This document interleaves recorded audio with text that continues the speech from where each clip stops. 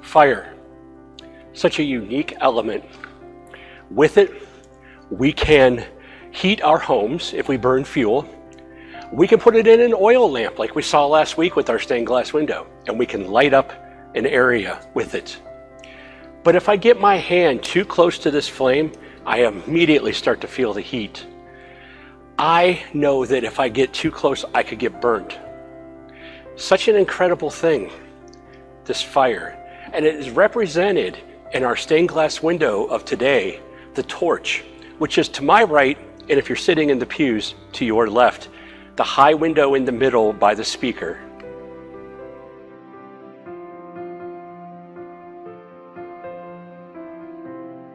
The torch so eloquently represents the consuming fire that is our God. What is it about this window that represents God? In Leviticus chapter 6, 3 times, God told Moses to tell the sons of Aaron to keep the fire burning. It must not go out. This fire represents God as a consuming fire.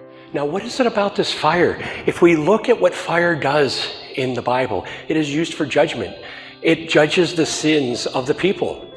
Elijah, when confronted by followers of Baal, called down fire from heaven to consume the offering made to Baal to prove that God is real, but it also consumed the sinfulness of the prophets of Baal.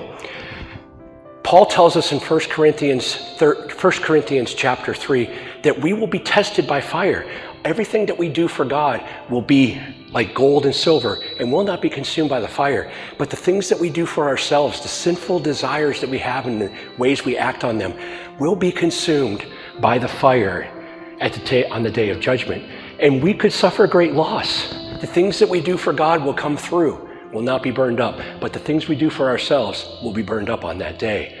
And the more we have coming out of that fire, the greater our reward will be.